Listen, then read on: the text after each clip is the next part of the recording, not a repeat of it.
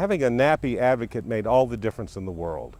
By contacting NAPPE, we found ourselves informed and determined, and the results were that we got action, we found a way. Without such advocacy, I'm afraid that we and our son, a disabled student, would have been shoved into a corner and ignored, like so many other students.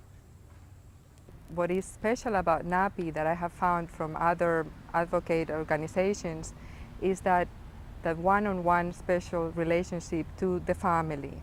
I find that some of the other organizations that provide support for families, they do it in a more general way, while my relationship with my NAPPE advocate has been very close, and I always felt that I could call anytime during the day or during the night, and I'm very appreciative for that. A lot of information, a lot of resources I have found, I have taken them to the school and to her teachers, and we once did not have a communication relationship together, but now, you know, we're communicating on issues for her, and to me it's because, you know, because of NAPPE and what I've learned from NAPPE. They work with you on the level of an understanding to where you can understand no matter what areas you may be lacking education in.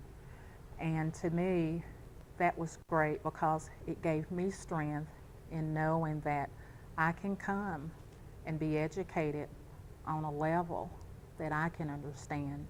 My school experiences before becoming involved with NAPPE training definitely changed for the better.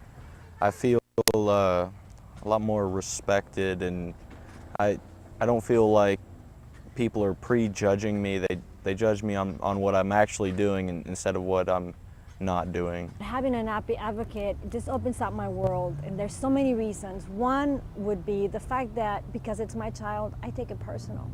And sometimes I miss things, sometimes subtle things, sometimes big things that would help my son in developing the IEP programs that we develop for him.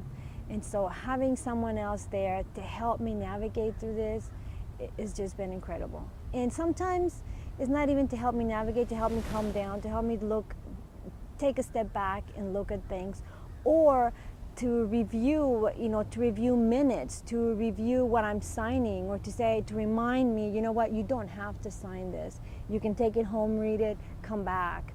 You can take it home, read it, make changes to it, ask for another AP meeting, say it's not done, it's not complete, it's lacking something. Or if you sign this,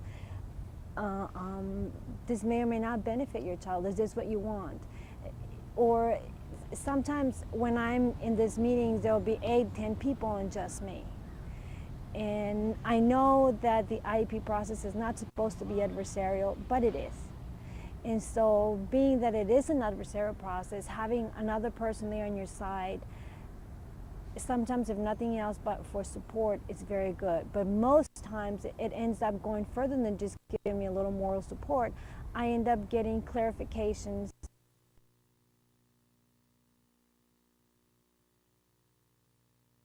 People in the room aware that there's someone in there with knowledge of the law.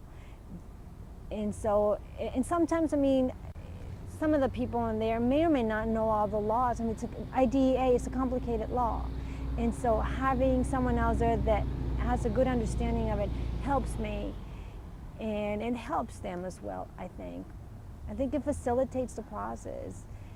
And although she's an advocate for my son, she can help them clarify things as well.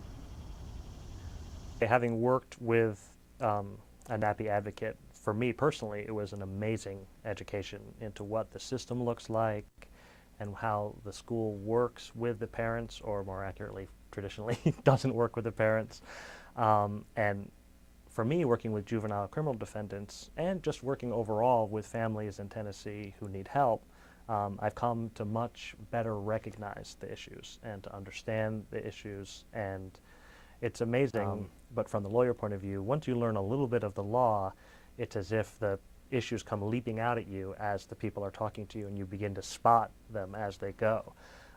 we really couldn't have changed things in the school system for Paul without the NAPPE advocate that we had the great privilege of working with.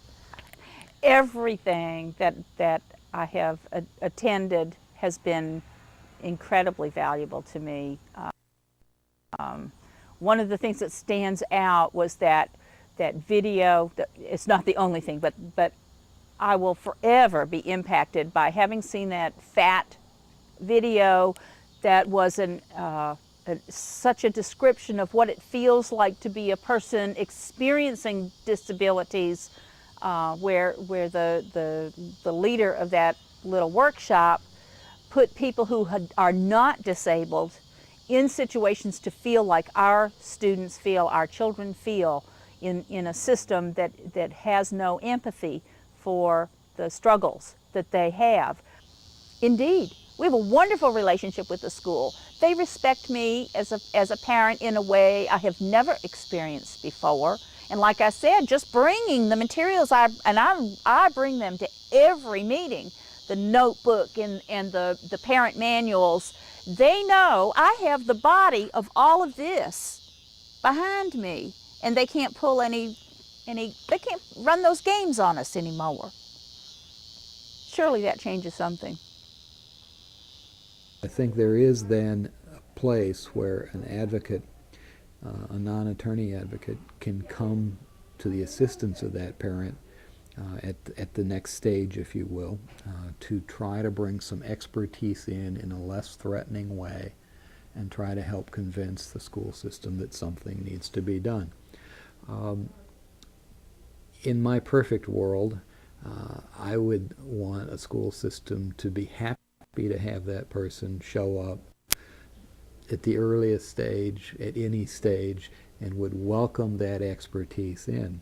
I've known some educators who would say the most expertise we can get in at the earliest stage, the better. The more we can do that, the better it is, because we're going to come to the appropriate solution quicker. So we decide where we're going to invest our resources, and we either help create successful children or we pay the price later.